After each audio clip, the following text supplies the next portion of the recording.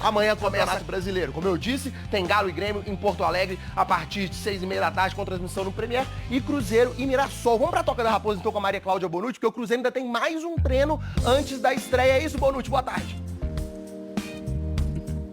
Tem sim, Maurício. Muito boa tarde para você, todo mundo que está com a gente. O Cruzeiro fecharia a preparação para a estreia no Brasileiro hoje de manhã, mas a programação foi alterada, então o último treino vai ser hoje às 5 horas da tarde. Treino esse em que o técnico Leonardo Jardim vai definir os 11 titulares para o jogo contra o Mirassol nesse sábado. A tendência é de que ele repita o mesmo time que começou o amistoso contra o Bragantino no último fim de semana em Bragança Paulista, aquele empate em 1-1. Um time bastante ofensivo, né, com Wanderson, Caio Jorge, Dudu e Gabigol. O Bolassi, que estava com um incômodo no joelho, e o Matheus Pereira, que tinha sido liberado pela diretoria para acompanhar a esposa grávida, eles ficaram fora desse amistoso, mas devem ser relacionados para a estreia do Cruzeiro no Brasileiro amanhã. Mais de 35 mil ingressos vendidos, expectativa de um público de mais de 40 mil pessoas no Mineirão.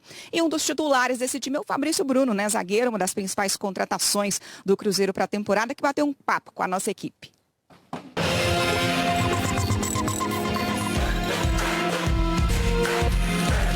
O zagueiro mais caro da história do Cruzeiro. O Fabrício Bruno chegou e já virou xerife na defesa azul. Fabrício Bruno custou 44 milhões de reais, pagos à vista para o Flamengo. Sou um jogador zero acomodado, zero. Eu tinha mais 4 anos de contrato no Flamengo, morando no Rio de Janeiro, na Barra da Tijuca. Se eu fosse um cara acomodado, eu ficaria por lá. 29 anos, personalidade forte. Entrevistas com ele sempre rende. Esse negócio de jogar pra torcida não é uma coisa interessante dentro do futebol. Foi mais um jogo de pancadaria do que de futebol jogado em si. Pelo amor de Deus, pô, já cansei de reclamar dele. Com todo respeito, tá num nível muito abaixo. Depois da eliminação na semifinal do Campeonato Mineiro, ele pediu para ser o porta-voz do time. Sentimento é de tristeza, acho que um pouco de vergonha pela campanha que foi feita, né? Ser muito claro e transparente com o torcedor. Acho que a gente não pode viver num mundo ilusório de querer passar uma ilusão que não existe. Fabrício Bruno é daqueles que costumam falar o que pensam.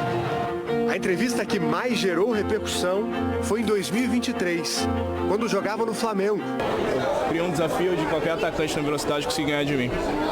Cara, talvez quando eu dei essa entrevista, talvez não achei que repercutiria tanto quando repercutiu, né? Se você está muito bem posicionado, talvez você não precise usar tanta velocidade. E hoje eu consigo assimilar mais isso. Fabrício Bruno chegou à seleção brasileira no ano passado. Jogou 3 temporadas no Flamengo. Pediu para ser negociado após perder a vaga de titular com o técnico Felipe Luiz. Meu filho teve um dia no Flamengo, ele chegou e falou comigo, papai, por que você não joga mais? E talvez foi uma coisa que me doeu, sabe? Decidiu voltar para o clube que o revelou. Os primeiros meses no Cruzeiro têm sido difíceis. A gente costuma falar que parece que tá todo mundo meio que colocando olho gordo no nosso time pelas contratações que foram feitas. Em algum momento isso passou pela sua cabeça, algum tipo de arrependimento por ter trocado de clube assim? Cara, eu nunca tive esse arrependimento, nunca passou na minha cabeça isso. Se fosse para eu tomar uma decisão emocional, eu tinha ido para a Inglaterra. Muita gente, de uma forma emocional, chegou e falou comigo, me chamou de doido, louco, só que eu sei das decisões tomadas. Cruzeiro vai brigar pelo título brasileiro? Cara, temos um elenco muito forte. É claro que a gente vive num processo de reestruturação. Talvez se eu vier aqui prometer para a torcida um título, para mim é muita irresponsabilidade da minha parte. No Brasileirão, ele vai reencontrar alguns adversários. O zagueiro apontou os atacantes que considera mais difíceis de marcar. Eu já tive muitos embates com o Hulk, muitos embates com ele, acho um baita de um jogador. Cara que foi por muitos anos e até hoje é uma referência mundial. Pedro, meu companheiro de Flamengo, é um cara extremamente difícil de marcar. O próprio Bruno Henrique está fazendo essa função hoje. O que representaria para você ser campeão com o Cruzeiro? Cara, o maior sonho. O que me motiva mais na minha volta é a oportunidade novamente de voltar a ganhar grandes títulos. Eu sou recém-campeão da Copa do Brasil com o Flamengo, mas com o Cruzeiro, sem dúvida nenhuma, vai ser muito especial. Daqui a pouco a gente fala mais dos times mineiros na estreia do Brasileirão amanhã. A Justiça da Espanha absolveu hoje o ex-jogador Daniel Alves da condenação por agressão sexual. A Júlia Guimarães está em Madrid e tem detalhes do caso. Olá, um abraço para todos ligados no Globo Esporte. A decisão anunciada hoje pelo Tribunal Superior de Justiça da Catalunha foi unânime. 4 juízes, sendo 3 mulheres e um homem, entenderam que o depoimento da jovem que acusava o Daniel Alves não sustentava a condenação. Por isso, passa a valer a partir de agora a presunção de inocência do ex-jogador. O crime teria acontecido dentro do banheiro de uma boate em Barcelona em dezembro de 2022. Vale lembrar que durante as investigações, o Daniel Alves chegou a ficar 14 meses em prisão preventiva, mas ele deixou a prisão em março do ano passado após pagar uma fiança de 5,4 milhões de reais e passou a responder o processo em liberdade. Também no ano passado, Daniel Alves foi condenado pelo Tribunal da Catalunha a 4 anos e meio de prisão. A acusação, a defesa e também a promotoria entraram com o recurso no ano passado. Com a decisão anunciada hoje pelo tribunal, os recursos da acusação e também da promotoria, que inclusive pediam o aumento da pena do Daniel Alves, foram revogados e o ex-jogador foi absolvido do crime de agressão sexual. Ainda cabe um novo recurso, aí é na última instância aqui na Espanha, no Tribunal Supremo da Espanha.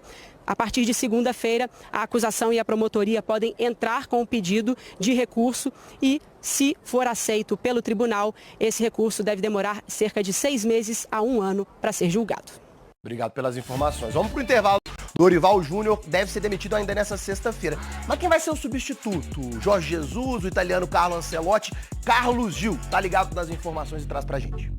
Olá pessoal, tudo bem? Muito boa tarde para todo mundo que está ligado com a gente aqui no Globo Esporte. Falamos da sede da CBF no Rio de Janeiro. Logo mais à tarde haverá uma reunião convocada pelo presidente Edinaldo Rodrigues com o técnico Dorival Júnior e com o diretor de seleções, o Rodrigo Caetano. O presidente quer ouvi-los, eles vão fazer uma defesa do atual trabalho, mas a tendência de tudo que a gente apurou aqui nos bastidores é realmente de uma dissolução da comissão técnica. O que precisa ser decidido é a data em que isso vai acontecer, porque a seleção tem os próximos jogos no mês de junho, nas eliminatórias contra o Equador e o Paraguai, e alguns dos candidatos a assumir a vaga têm compromissos também nos meses de junho e julho, o Super Mundial de Clubes, né? O Carlo Ancelotti, técnico do Real Madrid, que é um potencial candidato. Outros nomes que estão no futebol local, como Felipe Luiz do Flamengo, o Abel Ferreira do Palmeiras, também estão envolvidos nessa competição.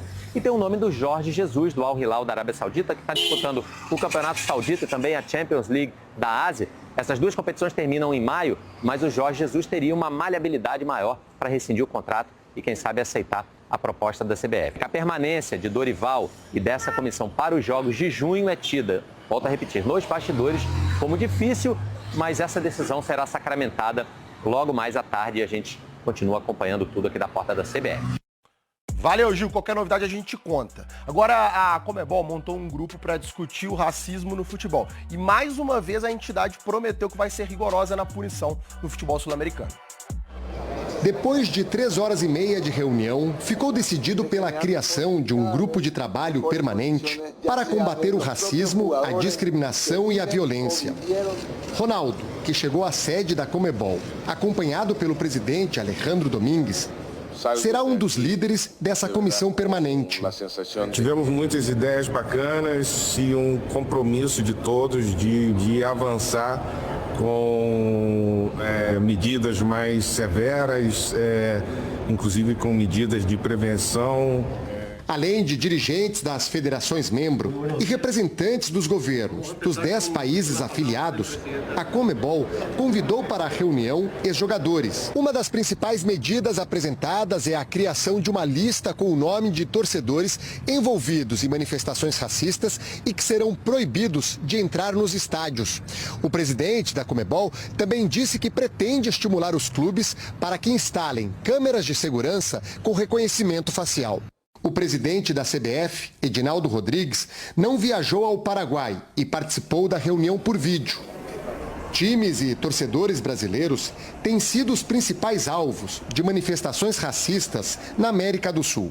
O estádio deveria ser um ambiente de convivência, de celebração, para unir as pessoas, né? Então acho que esse é o nosso trabalho. Vamos ver se vai mudar alguma coisa, né? Intervalo no Globo Esporte. Deixa eu te perguntar, qual